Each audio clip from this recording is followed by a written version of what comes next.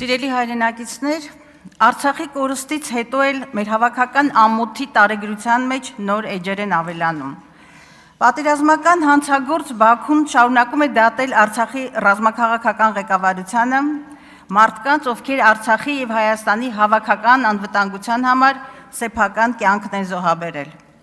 ՀՀ արտգործ նախարարը հայտարարում է, թե բոլոր միջազգային հարթակները օգտագործվում են գերիների եւ այլ պահված անձանց վերադարձի ուղղությամբ։ Իրականում ունենք 0 արդյունք։ Իսկ ԵԱՀԿ եւ Եվրանեստ խորհրդարանական վեհաժողովներում ԿՊԱ-ական պատգամավորները մերժում են միանալ Բաքու միջազգային մոնիտորինգային խումբ ուղարկելու, հայ գերիներին եւ այլ պահվող անձանց անհապաղ ազատում պահանջող իմ եւ մյուս ընդդիմադիր պատգամավորների բանաձևերին։ Քաղաքական մեծամասնության օրակարգը այլ է, այդպես էլ հայտարարում են։ ՀՀ արտգործ նախարարի խոսույթն էլ այնքան ականջահաճո է թուրք լրագրողին, որ վերջինիս թվում է, թե թուրք պաշտոնյայի է լսում։ Բաքուն շարունակում է մեր հայրենակիցների հաշվեհարդարը, Հայաստանի նկատմամբ տարածքային պահանջները, կորզելով նոր զիջումներ եւ պայթեցնելով խաղաղության կեղծ դիսկուրսը։ Իսկ ՀՀ վարչախումբը Փաշինյանի գլխավորությամբ փորձում է այլ օրակարգերով շեղել խաղաղության օրակարգի սնանկությունը։ Աներկբա է, խաղաղության հասնում են ոչ թե թշնամու օրակարգը սպասարկելով, այլ նախ եւ առաջ ներքին խաղաղությամբ։ Բայց դուք քաղաքական մեծամասնություն գնալով այրում եք բոլոր կամուրջները եւ հատում կարմիր գծերը։ Այո, մեր հասարակությունը պիտի փոխվի, պիտի շնչի, պիտի հավատա վաղվա օրվան, բայց այդ փոխողը դուք չեք։ Ձեզ անկարելի է հավատալ, որովհետև ձեր հետագիծը դրժած եւ սուտ խոստումների շարան է։ Դուք չեք կարող չտեսնել Հայաստանի շուրջ սեղմվող փակողակը եւ փորձում եք ձեր պարտությունը, խեղճությունն ու կորուստները որպես անխուսափելիություն փաթաթել ժողովրդի վզին։ Կարող եք ինչպես 37-ին անաստվածների միություն ստեղծել, ձեր հետևորդների մտահորիզոնից հեռացնել Արարատը, Օրացույցից ջնջել ապրիլ 24-ը, սեփական եկեղեցի հիմնել, ուրանալ Արցախը, մեր ինքնությունն աղճատող գեղագիտություն պարտադրել, ձեր հեղափոխությունը փառաբանող հիմնադրամին $500,000 հատկացնել, այլախոհների բերանը փակել, ինչպես եւ անում եք, բայց սրանից Հայաստանը ոչ ուժեղանում է, ոչ էլ դառնում անվտանգ։ Ամենօրյա մղձավանջ եւ քաոս, սա է իրական Հայաստանի պատկերը։ Մերժումի գաղափարով ոչ կենսունակ երկիր է կառուցվում, ոչ էլ հանրային համերաշխություն։ Բայց արդյոք իրապես ուզում եք եւ ունակ եք կենսունակ երկիր կառուցել։ Մի քանի ցուցանիշ։ Գիտությունը պետք է լինի ՀՀ կայուն զարգացման անկյունակարային ոլորտներից մեկը, ամրագրել եք կառավարության ծրագրում։ Արդյոք սա մաքուր պոպուլիզմ չէ, երբ գիտությանը հատկացվում է ՀՆԱ-ի ընդամենը 0.35%-ը, իսկ բարձրագույն կրթությանը 0.13%-ը։ Սա տարածաշրջանի ամենացածր ցուցանիշն է։ Վերջին 7 տարիներին 25%-ով նվազել է ուսանողների թիվը, իսկ 28%-ով պրոֆեսորա դասախոսներինը։ Հայաստանն աշխարհում ամենավերջին տեղում է գիտնականների թվով։ Ակադեմիայի հարյուրավոր առաջարկներ մնացին թղթի վրա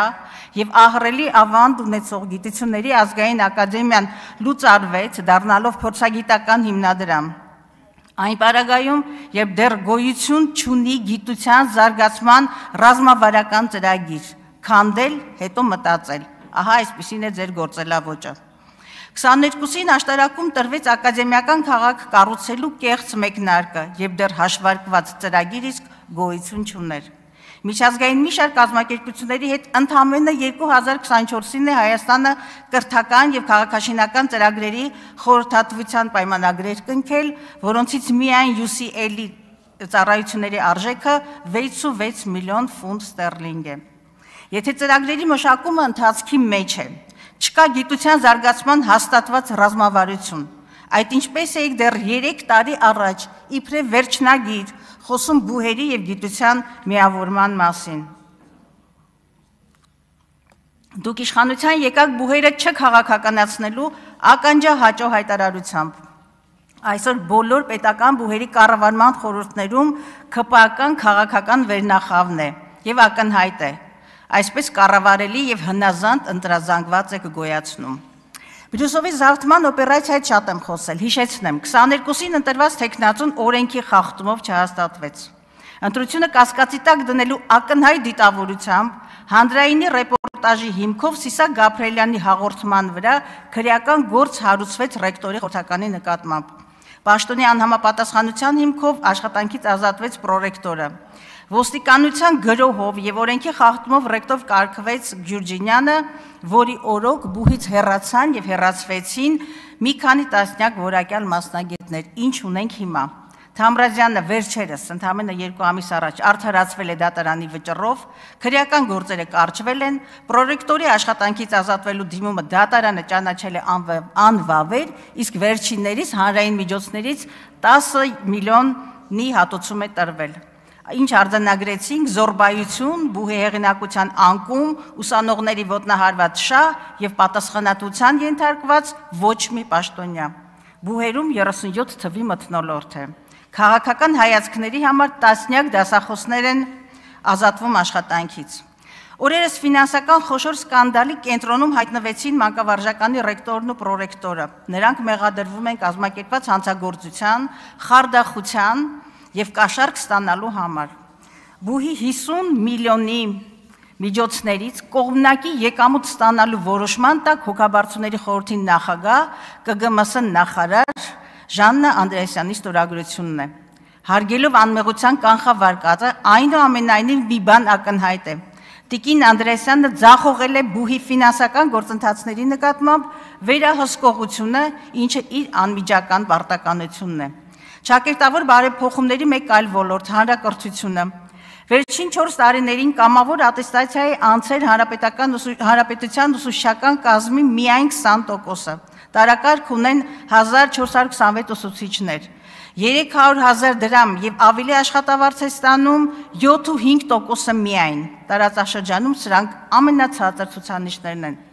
Հանրապետության 300-ից ավելի դպրոցներում շարունակվում է թափուր մնալ տնօրենի հաստիքը, պատկերացնում եք 300 դպրոց չունի տնօրեն եւ բնականաբար ժամանակավոր պաշտոնակատարներից արդյունավետ եւ պատասխանատու կառավարում ակնկալելը միամտություն է։ Մեկ այլ պոպուլիստական ծրագիր, մինչև 26 թվականը խոստացել է կառուցել 300 դպրոց, նվազագույնը։ Այս պահի դրությամբ ուշադիր խոստացված 300 դպրոցներից շինաշխատանքները ավարտվել են ընդամենը 59-ում, հիշեք այս թիվը, ընդամենը 59-ում, այս պահի դրությամբ։ Անցնող ամիսների կտրվածքով հանրակրթական եւ նախադպրոցական հաստատությունների կառուցում հիմնում ծրագրի կատարողականը 48% է։ Գույքով եւ տեխնիկայի ապահովումը 33.6, մարզադահլիճների կառուցումը 12%, հանրային գրադարանների բազայի զարգացում 14%, թանգարանների եւ պատկերասրահների հիմնանորոգում 26%, հուշարձանների վերականգնում 38%։ Վերջին 4 տարիներին ԿԳՄՍ ոլորտի կապիտալ ծախսերի միջին կատարողականը չի գերազանցում 40%-ը։ Բայց կատարողականի կողքին լրջագույն խնդիր է նաեւ կատարման որակը, ոչ պատշաճ վերահսկողությունը եւ հանցավոր ոչ պրոֆեսիոնալիզմը։ 750 միլիոն գնահատված վերանորոգման պայմաններում ցեղասպանության հուշահամալիրի վերանորոգման խայտառակ ընթացքը կասեցվեց հանրային եւ մասնագիտական ճնշման արդյունքում, իսկ 740 միլիոն գնահատված Թումանյանի թանգարանի աշխատանքները այսօր սառեցված են եւ շենքը վերածվել է անկտուր փլատակի։ Եվ մի բացահայտուն, պարզվում է, որ որոշ մշակութային պոակների տնօրեններ արտաբյուջետային միջոցների հաշվին եռամսյակի կտրվածքով ստանում են մինչև 5 միլիոն, 3 միլիոն, 2 միլիոնի հասնող պարգևավճարներ, այն դեպքում, երբ տվյալ կոլեկտիվների գիտական, վարչական կամ տեխնիկական աշխատողները, որոնք նաև գեներացնում են այդ միջոցները, վարձատրվում են 83,000-ի շրջանակներում։ Այս տրամաբանությունը բացատրություն է պահանջում։ Եվ վերջում քաղաքական մեծամասնություն, եկեղեցու դեմ անհավասար եւ հակասահմանադրական պայքարի եք դուրս ելել, քանդելով պետականության հիմքերը նաեւ։ Ես ձեզ հիշեցնում եմ, պառակտումի մեղքը չի մաքրվում անգամ նահատակության արյամբ։